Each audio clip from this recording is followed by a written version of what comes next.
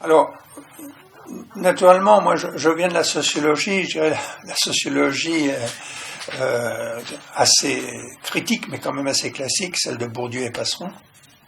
Et rapidement, je me suis quand même démarqué par rapport à cette orientation, tout en la respectant et en l'admirant d'une certaine façon, mais ça convenait pas à mon caractère poétique, notamment, et j'avais vraiment besoin d'être beaucoup plus en lien, en relation avec mon objet, entre guillemets, de recherche.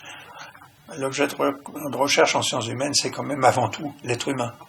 Donc, j'avais besoin d'être en relation avec l'être humain, avec lequel je travaillais. J'ai jamais travaillé sur des êtres humains. Moi, j'ai travaillé toujours avec des êtres humains. Ça m'a fait m'orienter nécessairement vers la recherche-action dès que j'ai su que ça existait.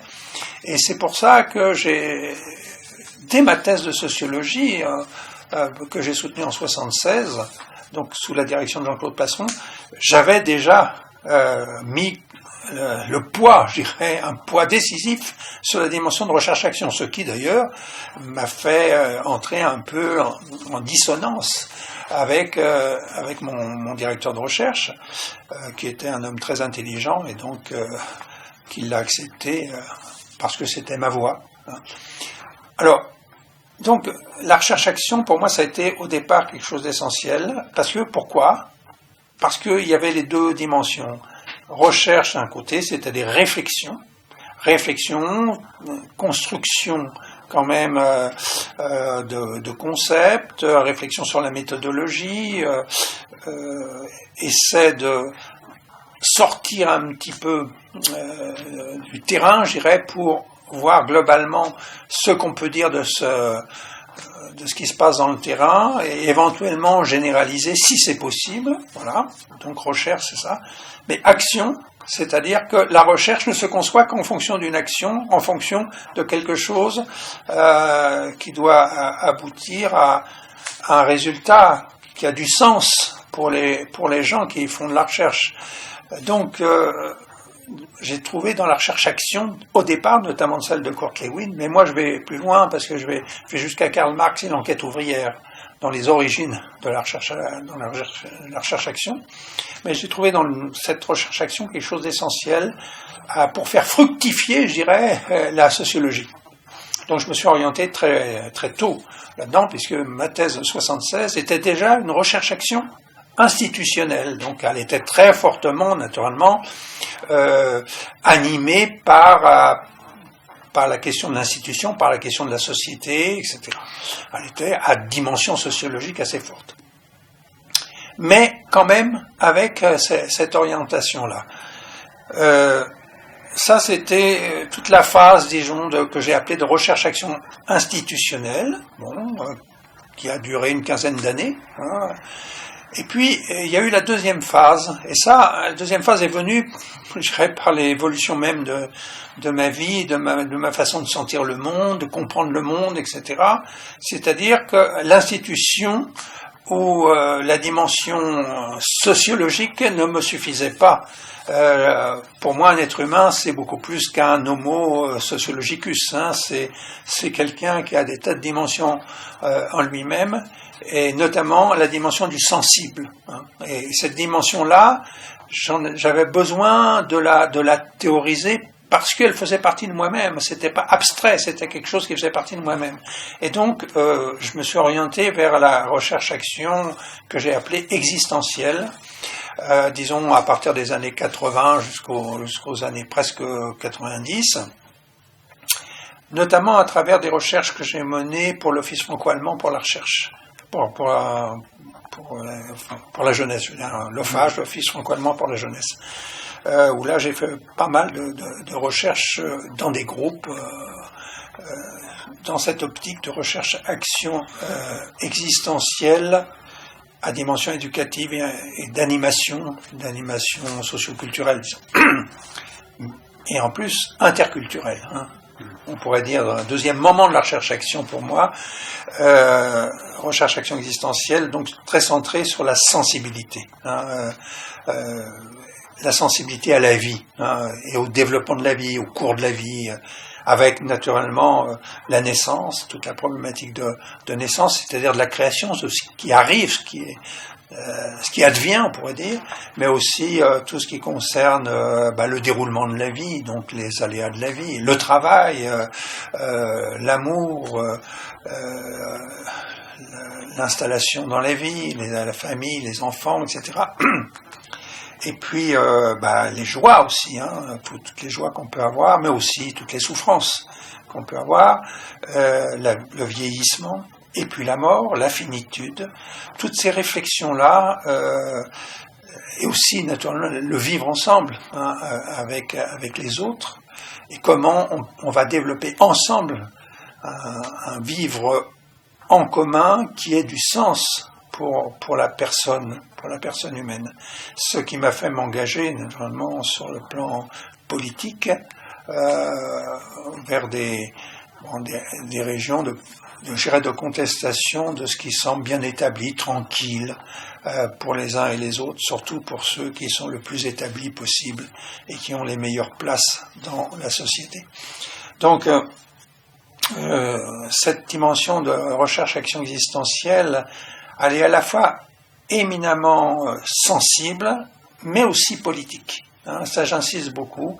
La recherche-action existentielle, c'est pas simplement moi-je. C'est bien plus que moi-je, c'est nous ensemble. Nous ensemble.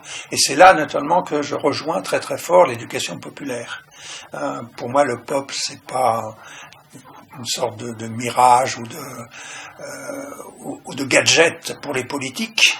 C'est vraiment quelque chose qui nous concerne directement et qui veut dire qu'ensemble, on fait un pas, on avance ensemble à travers ce que Castoriadis, qui est pour moi un penseur clé, on avance ensemble vers un projet d'autonomie du social, du vivre ensemble, en liaison avec une vraie démocratie, pas une fausse démocratie délibérative.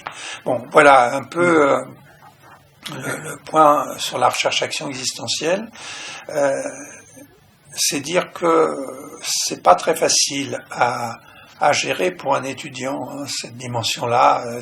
Ça, à la fois, ça l'intéresse beaucoup, mais en même temps, c'est très difficile à conduire.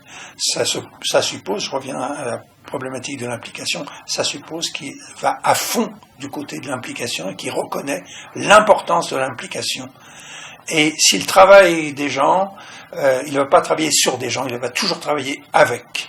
Il est en relation directe avec, il se conforme avec les gens, il apprend des gens, et il ne refuse pas aussi de dire ce qu'il sait pour que les gens le prennent, se l'approprient et en fassent quelque chose dans leur propre vie.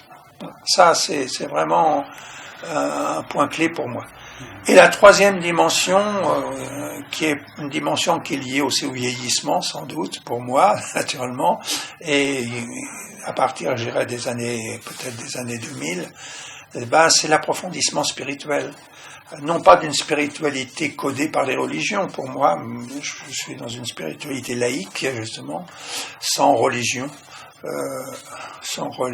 de référence, mais avec quand même le fait que nécessairement, quand on approfondit la dimension méditative de la vie, on s'ouvre à quelque chose qui est plus vaste que soi. Même si on ne peut pas nommer ce qui est plus vaste que soi, j'appelle ça la profondeur, moi. En tout cas, on s'ouvre à ça, et cette ouverture nous enrichit énormément, nous anime de plus en plus, et nous fait découvrir des pans de la réalité qu'on n'aurait jamais pu peut-être connaître auparavant, nous fait contester aussi tout ce qui est établi, y compris les religions instituées, mais en même temps nous ouvre à quelque chose d'autre.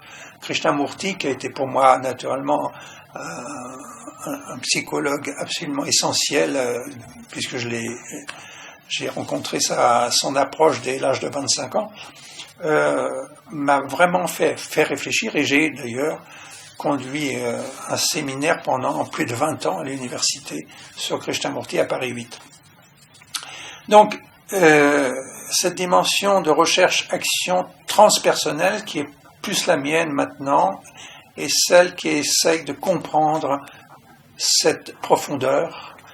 Et ça me fait directement, ça m'appelle directement vers ce que j'appelle la reliance. Hein, c'est-à-dire que je m'aperçois que de plus en plus nous sommes reliés par des tas de dimensions, et que d'une certaine façon l'être humain n'existe pas si ce n'est comme champ de relation.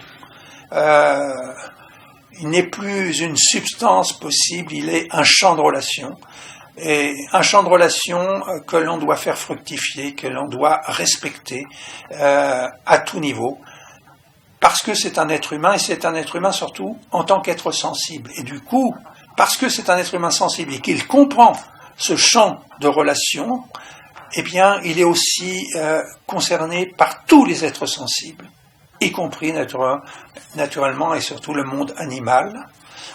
Il devient donc un être sensible non seulement vis-à-vis des êtres humains, de tous les êtres humains, pas simplement de sa petite sphère locale, nationale, etc., mais des êtres humains de toute la planète, mais en plus de tous les êtres sensibles. J'insiste là-dessus parce que la reliance, c'est ça. Mais du coup, cette reliance conduit nécessairement au troisième terme qui est pour moi clé dans ma philosophie, profondeur, reliance, et gravité. Il devient grave. Grave, ça veut dire qu'il devient responsable et conscient surtout d'être responsable de tout cela. Et donc ça le fait naturellement s'engager sur le plan social, sur le plan politique, sur le plan économique, sur le plan écologique surtout. Actuellement, je suis dans un travail de recherche et un bouquin d'ailleurs que je suis en train d'écrire sur ces dimensions-là. Et c'est vraiment lié à ce que j'appelle la recherche-action transpersonnelle.